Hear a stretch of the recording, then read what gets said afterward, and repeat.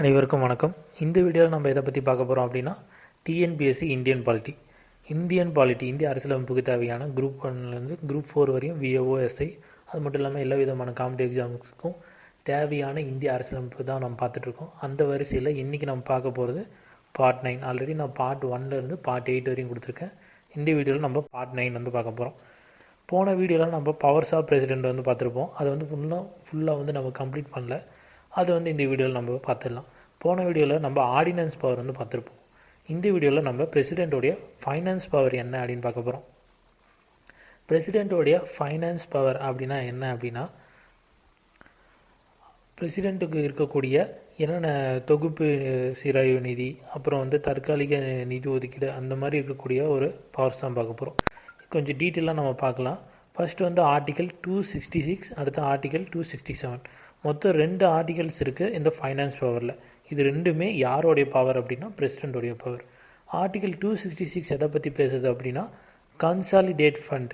Consolidate fund அப்படின்னா என்னென்னா தொகுப்பு அல்லது திரள நிதி அப்படின்னு சொல்லுவாங்க.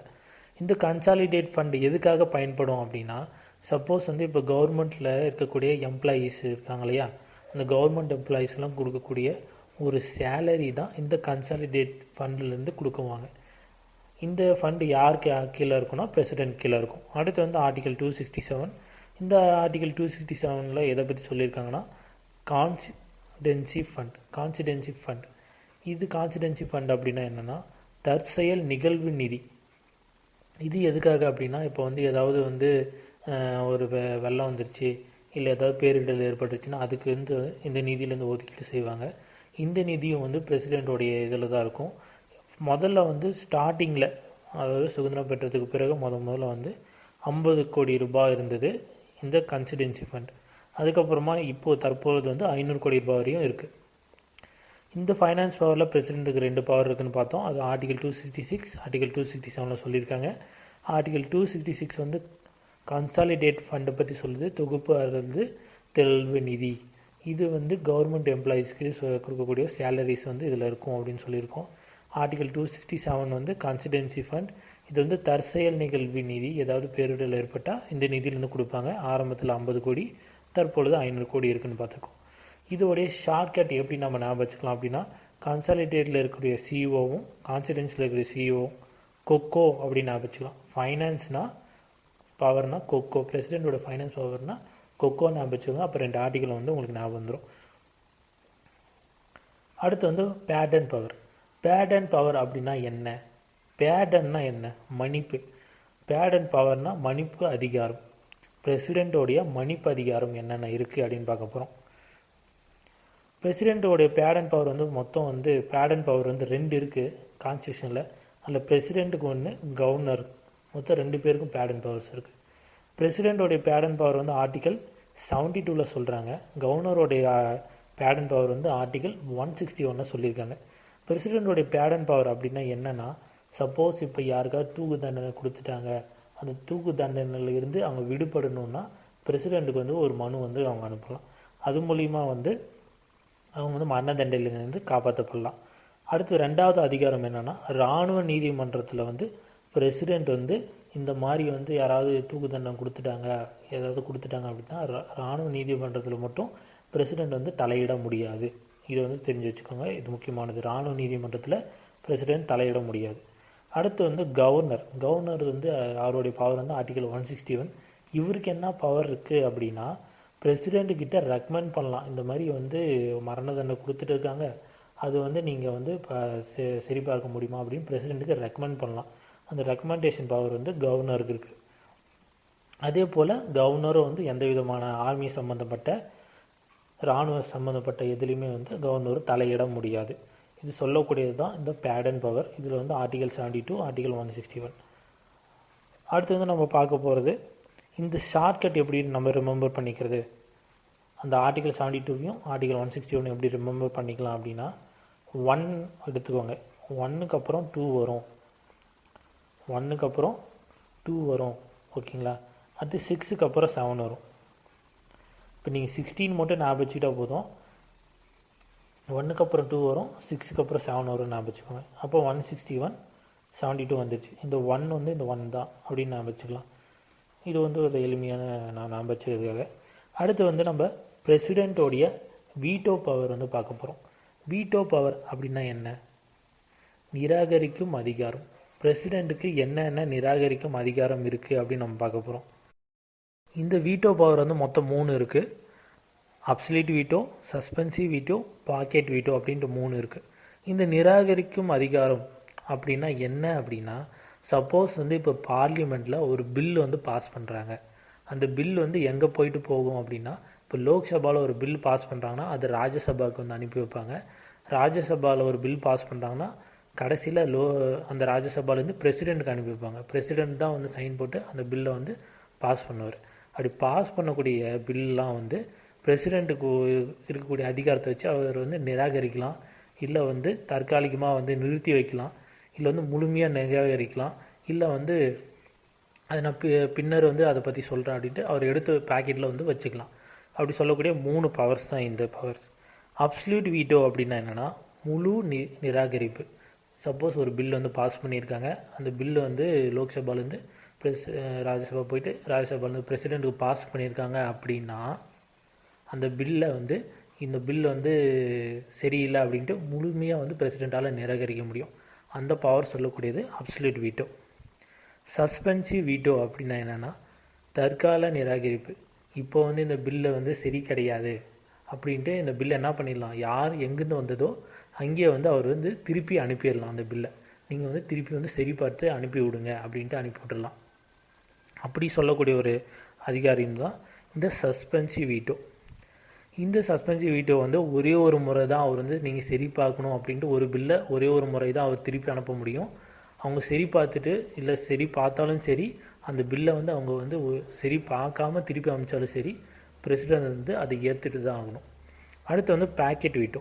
பேக்கெட் வீட்டோ அப்படின்னா இப்போ கொடுக்கக்கூடிய பில்லை வந்து நான் வந்து பின்னர் வந்து முடிவு பண்ணுறேன் அப்படின்ட்டு அவர் வந்து அப்படியே நிறுத்தி வச்சுக்கலாம். அதை பற்றி சொல்லக்கூடியது தான் பேக்கெட் வீட்டோ. மொத்தம் வந்து 3 வீட்டோ பவர் இருக்குது.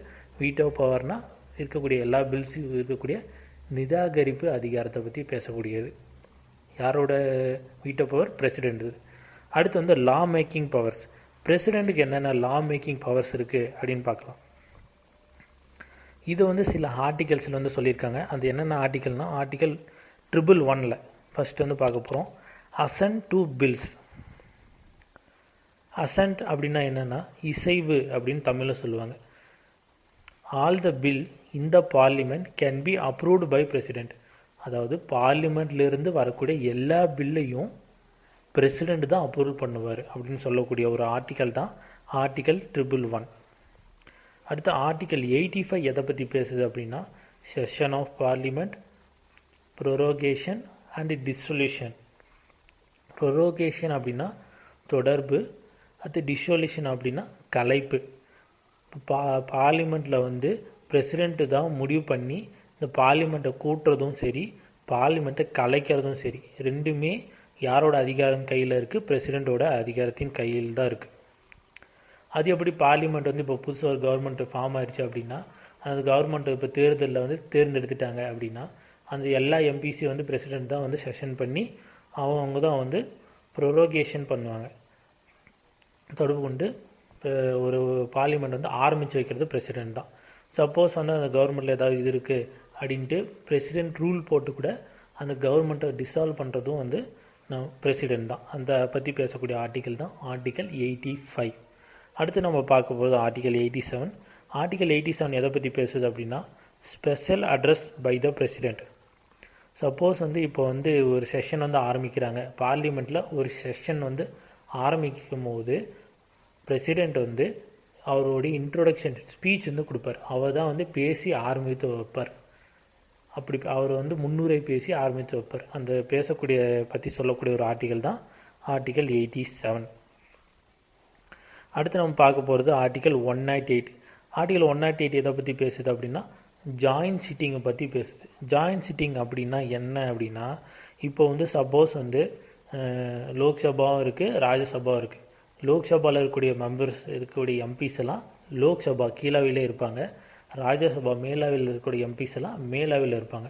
இப்போ இந்த 2 அவையும் வந்து ஒன்று சேர்த்து ஒரே அவையாக வந்து பிரசிடெண்ட்டால் ஜாயின்ட் சிட்டிங் வந்து பண்ண முடியும்.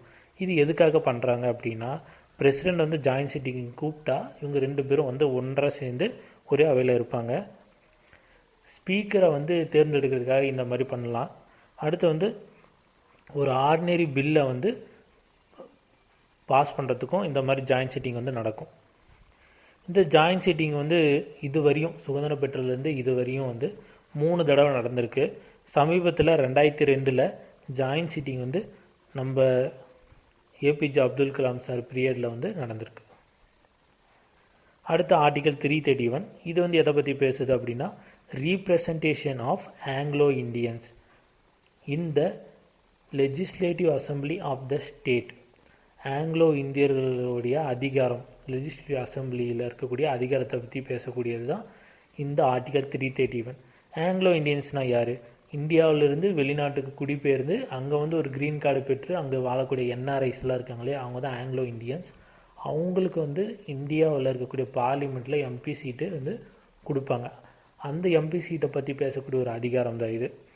அதில் வந்து லோக் சபாவில் வந்து 2 பேருக்கும், ராஜ்யசபாவில் வந்து 12 பேருக்கும் வந்து கொடுப்பாங்க. இதை வந்து ஞாபகம் வச்சுக்கோங்க. அடுத்து வந்து a president can rescind the ordinary bill only 2 times, but he cannot rescind the money bill and amendment bill. President வந்து ஆர்டினரி பில்லாக இருந்தால் அவர் வந்து 2 முறை வந்து எங்கேருந்து இப்போ லோக்சபாவில் இருந்துச்சுன்னா லோக்சபாவுக்கு 2 முறை திருப்பி அனுப்ப முடியும் ஆர்டினரி பில்லாக இருந்தால். ஆனால் அதே வந்து ஒரு மணி பில்லாவோ ஒரு அமெண்ட்மெண்ட் பில்லாவோ இருந்துட்டால் அவரால் வந்து அந்த பில்லை வந்து திருப்பி அனுப்ப முடியாது. அதை வந்து அவர் பாஸ் பண்ணி தான் ஆகணும். இதுதான் பிரசிடெண்ட்டுக்குள்ளே அதிகாரம். அடுத்து பார்க்க போகிறது ஆர்டிகல் 63. இது வந்து எதை பற்றி பேசுது அப்படின்னா, வைஸ் பிரசிடெண்ட் பற்றி பேசுது. வைஸ் பிரசிடெண்ட் யார்? பிரசிடெண்ட் கீழே இருக்கக்கூடிய துணை ஜனாதிபதி, அவரை தான் வைஸ் பிரசிடெண்ட் அப்படின்னு சொல்லுவாங்க. அடுத்த ஆர்டிகல் 64 இது வந்து வைஸ் பிரசிடெண்ட்டோடைய officio chairman of council of state அப்படின்னு சொல்லக்கூடிய ஒரு ஆர்டிகல். அப்படின்னா என்ன அப்படின்னா, ராஜ்யசபா இருக்கு இல்லையா, மேலவையோடைய சேர்மன், அதாவது ஸ்பீக்கர் வந்து வைஸ் பிரசிடெண்ட் தான் அப்படின்னு சொல்லக்கூடிய ஒரு ஆர்டிகல் தான் ஆர்டிகல் 64. இது வந்து எங்கேருந்து எடுத்தாங்க அப்படின்னு பார்த்தீங்கன்னா, யூஎஸ்ஏ அமெரிக்காலேருந்து எடுக்கப்பட்ட ஒரு இது. ஹெட் ஆஃப் ராஜ்யசபா யார்? Wise president. இது வந்து ஞாபகம் வச்சுக்கோங்க. அடுத்து ஆர்டிகல் 65. ஆர்டிகல் 65 எதை பற்றி பேசுதுன்னா, if president dies or absence of president, vice president can act as president. Suppose வந்து இப்போ வந்து பிரசிடெண்ட் வந்து இறந்துட்டார் அப்படின்னா, அவர் இறந்த இருந்து இன்னொரு பிரசிடெண்ட் தேர்ந்தெடுக்கிற வரையும் வைஸ் பிரசிடெண்ட் வந்து பிரசிடெண்ட்டாக ஆக்ட் பண்ணுவார். ஓகேங்களா? அதை பற்றி பேசக்கூடியது. இப்போது இந்த இடத்துல ஒரு கேள்வி வந்து எழலாம். அப்போது எத்தனை மாதம் பீரியடுக்குள்ளே முன்னாடி பிரசிடெண்ட் வந்து தேர்ந்தெடுக்கணும் அப்படின்னா, அந்த பீரியட் டைம் வந்து 6 months.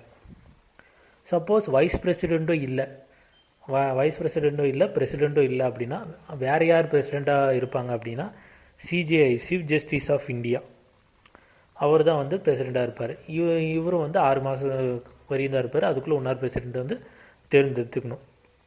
இந்த வீடியோவில் நம்ம பவர்ஸ் ஆஃப் பிரசிடெண்ட் வந்து பற்றி பார்த்தோம். அடுத்து வரக்கூடிய வீடியோவில் நம்ம வைஸ் பிரசிடெண்ட்டோடைய இம்பீச்மெண்ட்டையும், அதுக்கப்புறம் பிரைம் மினிஸ்டர் பற்றியும், பார்லிமெண்ட் ஷெட்யூல்ஸ் பற்றியும் நம்ம பார்க்கலாம். உங்களுடன் இருந்து விடைபெறுவது கலைராஜ். நன்றி, வணக்கம்.